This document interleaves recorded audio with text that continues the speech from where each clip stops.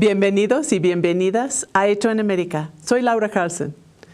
El 4 de mayo de 2006 fue brutalmente reprimida una manifestación pacífica contra la expropiación de tierras campesinas para la construcción de un aeropuerto internacional en Atenco, Estado de México, bajo las órdenes del entonces gobernador Enrique Peña Nieto.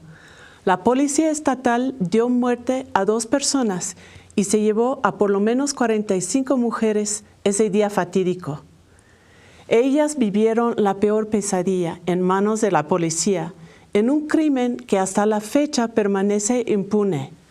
La agresión a las mujeres de Atenco se convirtió en ejemplo del uso de la tortura sexual y la violencia física y psicológica por parte del Estado para reprimir a activistas y opositores. También se ha convertido en ejemplo de la búsqueda incansable de justicia, en ejemplo de la digna resistencia de las mujeres frente al intento más vil de la historia reciente de romper su espíritu de lucha y su compromiso con la libertad.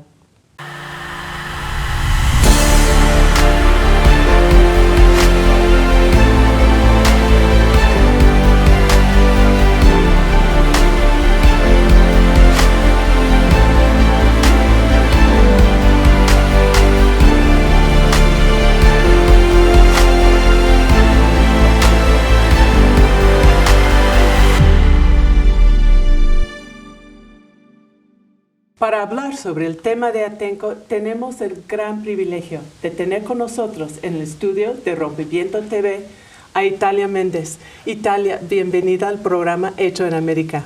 Hola Laura, muchas gracias por la invitación. Italia es sobreviviente de los ataques de Atenco, defensora de derechos humanos y forma parte del grupo de 11 mujeres que han llevado el caso hasta la Comisión Interamericana de Derechos Humanos. Italia, ya estamos a 10 años de los hechos. ¿Qué han significado para ti esos 10 años? Bueno, te podría decir que son sentimientos encontrados y una experiencia ambivalente. Por un lado fue vivir el horror en carne propia y por el otro lado reconfigurar mi vida, ¿no? Estar en resistencia 10 años y construir de nuevo el tejido colectivo junto con mis compañeras, ¿no? De cara a 10 años, duro. Me imagino. ¿Y qué significa eso de estar en resistencia 10 años? Bien, primero que nada, hablando en primera persona, sería la sobrevivencia del día a día con una experiencia en la que se rompe la identidad de las personas a través de la tortura, ¿no?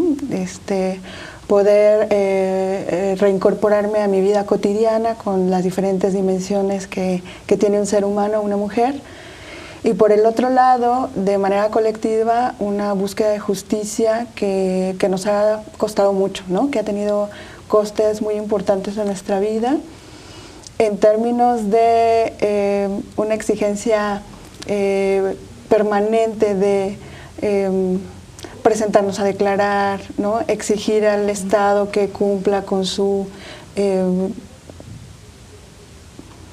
es que es muy fuerte, ¿no? Hablar sobre la responsabilidad que tiene el Estado de salvaguardar los derechos y demás, siendo el primer...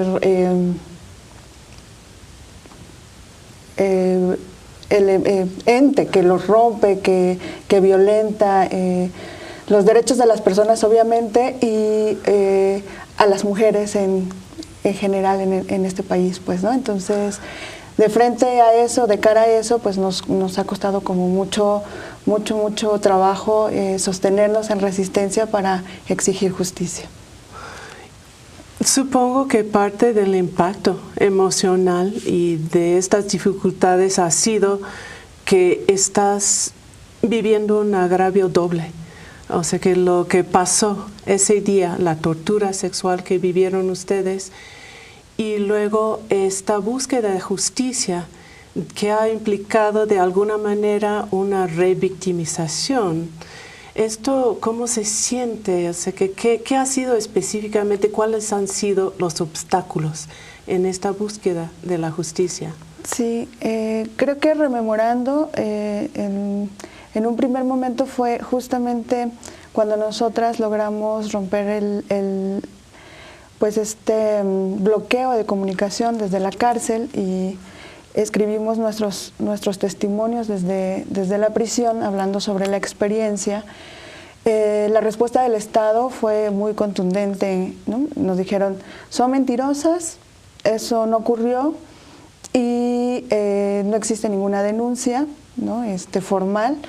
Y bueno, pues eso ¿Estaban todavía en la cárcel? Estábamos en la cárcel, estábamos aisladas, ¿no? Entonces fue trabajo. Hay que explicar, perdón, pero tenemos un público internacional. Claro. Y podría haber mucha gente que no saben cómo es que ustedes, víctimas de violación, de tortura sexual, acabaron ustedes en la cárcel después de los hechos. ¿Nos podría explicar brevemente esto? Porque es inconcebible. Claro, obviamente es que nuestra detención fue en un contexto de protesta social, ¿no? Nos detienen, nos ponen una etiqueta de peligrosidad social en el que nos mueven en el mismo estado de México, nos llevan a un penal que está a 150 kilómetros de distancia del lugar donde nos detuvieron.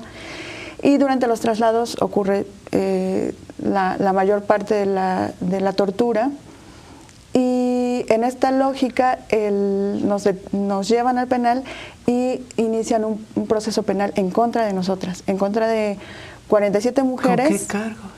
47 mujeres más otras, en total éramos 207 personas detenidas, en las que nos acusan de delincuencia organizada, de ataques a las vías de comunicación y de secuestro equiparado, ¿no? Frente a eso, bueno, pues tuvimos que pues llevar una defensa en contra de esos delitos. Yo estuve procesada por 2 años y recordando, muchos recordarán que quedaron varias personas en prisión y fue hasta 2009, hasta febrero de 2009, que son liberados los líderes del Frente de Pueblos y algunos compañeros que seguían en prisión. 5 años después. Así es. Entonces, de cara a eso, pues era llevar 2 juicios, ¿no? 2 procesos, uno penal en contra de nosotras y en contra de varias compañeras que estuvieron en prisión por 2 años, ¿no? Que son parte de esta denuncia de las 11 mujeres. Y por el otro lado, exigir justicia y exigir una investigación de lo que nos había ocurrido a nosotras durante las detenciones. Entonces, primero hacen la denuncia desde la cárcel. Así es. Y el gobierno niega todo. Lo niega todo. Cuando algunas mujeres conseguimos nuestra libertad bajo caución, salimos pues de cara a la sociedad hablando sobre una situación que nos rompía mucho el esquema, sobre todo porque estamos hablando de una tortura diferenciada, ¿no? La forma en que torturaron a las mujeres fue diferente a la de los hombres. Se utilizaron la violación, ¿no? Y los tocamientos y demás como una forma diferenciada de tortura, y hablar sobre eso implicaba un tabú muy grande, ¿no? Estábamos hablando de culpa, de vergüenza, de una carga social y de un estigma contra las mujeres muy fuerte, que fue difícil desentrañar qué estábamos sintiendo y cómo lo trabajábamos. Y esa denuncia se hizo como desde 6-7 de mayo de 2006 y el Estado lo negó por muchos meses, ¿no? Acudimos a la Procuraduría General de la República a través de la FEBIM, en ese entonces se llamaba FEBIM, que es la Fiscalía Especial para Delitos Cometidos contra las Mujeres, y pues todo ocurrió, ¿no? Hubo diligencias, supuestamente investigaciones.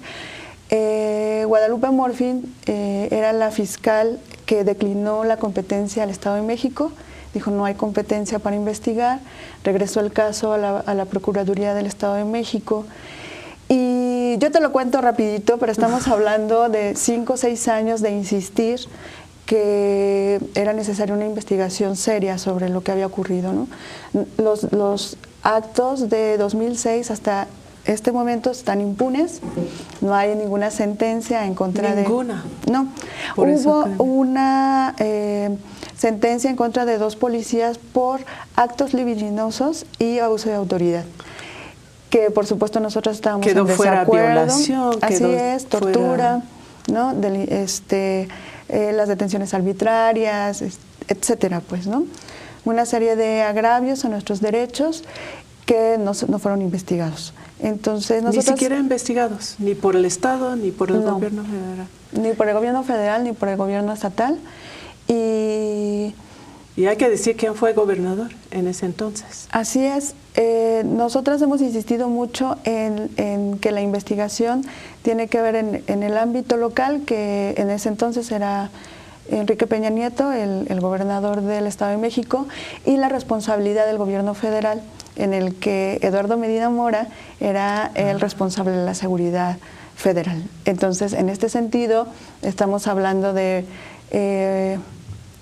actores muy importantes de la política mexicana inmiscuidos, con las manos metidas, ¿no? en diseñar un operativo de control de población en Atenco, en el que pues se premia con altos cargos, etcétera, pues, ¿no?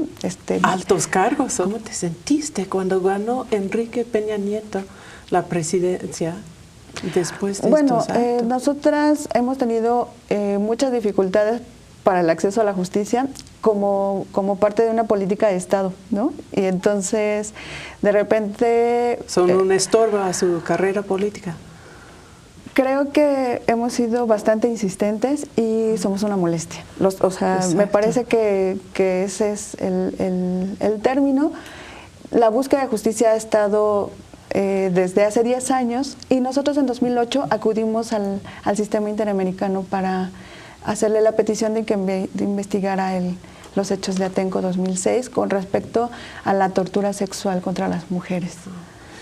Y quiero regresar después al asunto de llevarlo a la Comisión Interamericana, porque ya ha salido una nueva etapa en ese proceso. Así es. Pero antes, es muy común, sabemos en México, en otros países incluso, que las mujeres se callan ese tipo de cosas como mencionaste. Ustedes como grupo, después de lo terrible, de lo que pasó, y frente a unos intereses políticos muy poderosos, ¿cómo tomaron esta decisión de levantar la voz? Creo que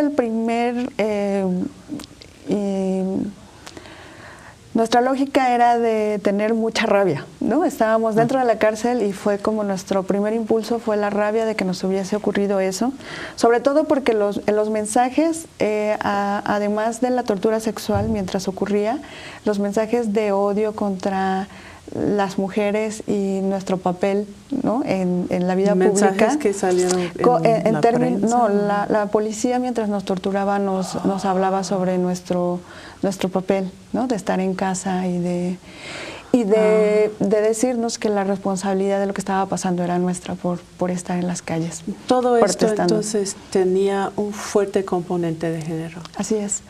Y entonces en esta lógica teníamos un camino como muy claro en la cárcel, era mantenernos calladas, ¿no? y no decir nada sobre esta experiencia, o hablarlo, ¿no? Y hablarlo de manera colectiva, era una posibilidad que pudiéramos sobrevivir al horror, ¿no? De forma una manera colectiva. De sobrevivir. Así es. Pues tomar esta decisión tan valiente ha sido, pues evidentemente clave para su caso, para llevarlo hasta donde ha llegado, pero también para todas nosotras. Y les debemos muchísimas gracias por haberlo hecho. Vamos a regresar y platicar más sobre el caso y lo que ha pasado desde entonces en un momento. Vamos a una pequeña pausa.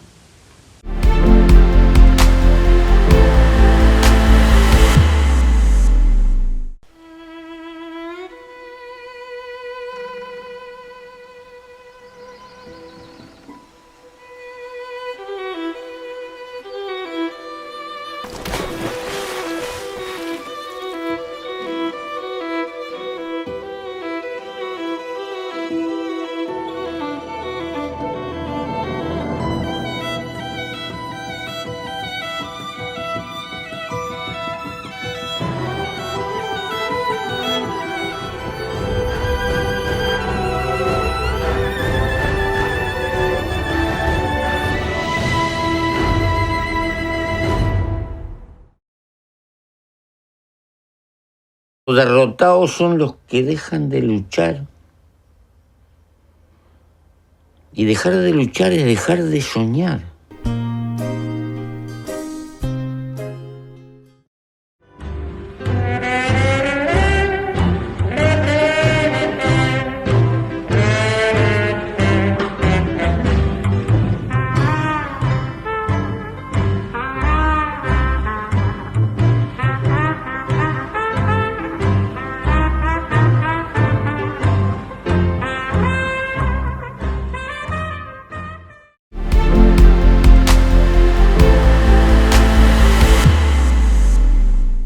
Bienvenidas, bienvenidos. Estamos aquí de regreso en Hecho en América platicando con Italia Méndez, una sobreviviente de los ataques de Atenco hace 10 años.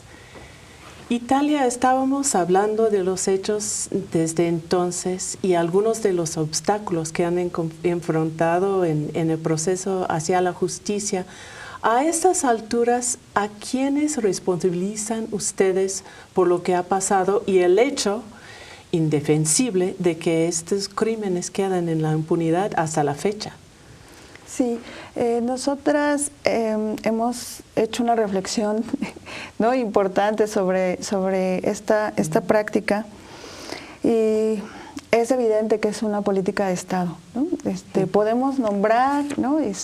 al presidente de la República, al secretario de Seguridad Pública, ¿no? a las autoridades estatales. Sin embargo, es evidente que Atenco 2006 no se quedó ahí nomás, o sea, es decir, fuimos 47 mujeres detenidas, 27 declaramos tortura sexual, 21 iniciamos un proceso jurídico, una denuncia, y actualmente estamos 11, ¿no? Es decir, han hecho todo lo posible para detener. ¿Qué es todo lo posible, por ejemplo? Pues que las investigaciones no avancen, que nos llamen a declarar, que el Ministerio Público no tenga accesibilidad para escuchar nuestro testimonio, que nos sometan a protocolos que son revictimizantes.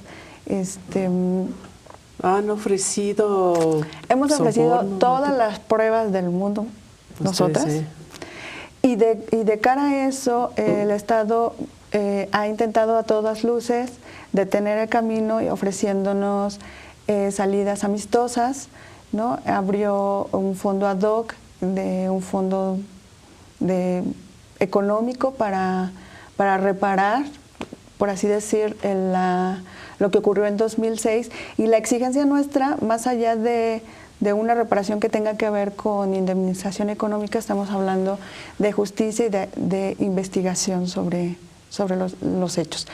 Para nosotras justicia significa que se esclarezcan los hechos y que se establezcan las responsabilidades en la cadena de mando desde el punto de vista operativo, pero también la responsabilidad intelectual de los políticos que mandaron a realizar ese operativo. Es decir, no solamente se trata de una investigación que se lleve en el Estado de México, ¿no? a nivel local, sino es una investigación a nivel federal y que se establezcan las responsabilidades. Entonces, de frente a eso... ¿Cuál es el argumento para el caso a nivel federal? No tienen un argumento... de no aceptarlo. De no aceptarla. No tiene. No hay un argumento. Es solamente la sinrazón, esta lógica de impunidad en la que simplemente no hacen su trabajo, ¿no? No investigan, ¿no? Entonces, el pan de cada día que todas las mexicanas y los mexicanos tenemos que vivir, ¿no? Esta lógica de impunidad y de violencia, ¿no? Pero ese es un caso extremo. Por supuesto. Y ejemplar por lo mismo, sí. Así es. Y esa es como nuestra intención de que 2006 no quede impune, pero sobre todo que hablemos sobre un tema, una práctica de Estado, que es la tortura sexual, que se ha ido generalizando por todo el país, ¿no? Y que por desgracia hemos tenido que conocer muchas mujeres a lo largo de la geografía de México que han sido torturadas sexualmente por marinos, por militares, por policías federales, por policía ministerial. Es decir, es una práctica común, cotidiana, ¿no? Practicada por elementos federales y estatales, y que de cara a eso pues no se está haciendo mucho, ¿no? Entonces, más allá de visibilizar lo que le pasó a Italia o lo que pasó a Norma o a Claudia o a Mariana Selvas, estamos hablando de una práctica que se usa en este país en contra de las mujeres en cualquier estado de la República, ¿no? Y es importante visibilizar esta violencia estructural de Estado antes de fijarse solamente en los dolores individuales, ¿sabes? No es que no sea importante, es vital, ¿no? Hablar sobre las víctimas y sobre los costos que tiene estas estrategias de Estado, pero nos parece importante en este momento de tal violencia feminicida en el país que se hable y que se nombren estas prácticas de Estado, estas estrategias, ¿no? Para desmovilizar a la sociedad, para detener los procesos organizativos de la gente a través del miedo y el terror, ¿no? Y quisieron usar nuestro cuerpo para mandar esos mensajes aterradores, ¿no? A la sociedad. Y nosotras nos negábamos a ser vehículos para semejante mensaje, ¿no? Entonces, nosotras tenemos nuestro propio mensaje de resistencia, ¿no? De lucha en contra de la violencia de Estado, pero también de vivir en carne propia lo que es la solidaridad, ¿no? La solidaridad, la fraternidad y el acompañamiento que miles de personas en el mundo han hecho a nosotras y a nuestro caso para que se dé a conocer, ¿no? Para que sea tan público. Pues eso es la parte esperanzadora de lo que están haciendo, porque seguro en eso encuentran un ejemplo de lucha y de fortaleza. Todas estas otras mujeres que mencionan. De hecho, hemos visto últimamente el paro de las mujeres y se ve que el tema está logrando, sobre todo de feminicidios, un poco más visibilidad, pero lo que no se ve tan claramente es que esto sea, resulte en más justicia. Yo creo que es un paso importante, pero no está claro de que se haya podido romperlo como ustedes han encontrado, esta barrera de la impunidad.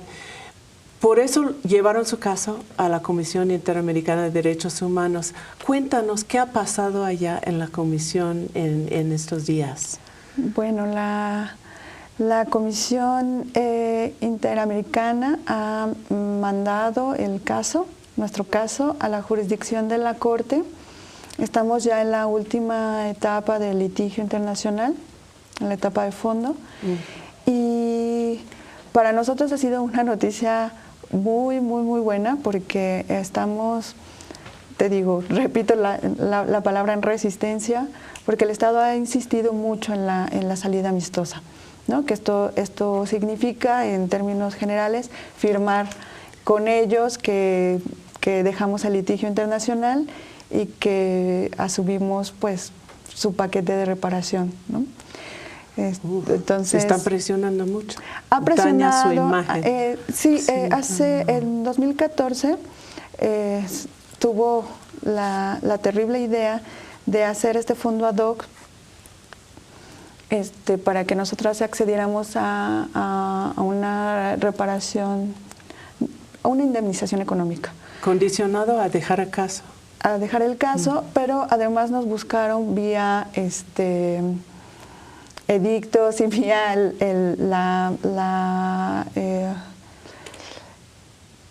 la Gaceta del Estado de México, es decir, es un periódico de las cuestiones oficiales del Estado de México, diciendo Mariana Selvas, Norma Jiménez, etcétera, nombrando a las 11 mujeres que somos, pase a recoger su cheque, ¿no?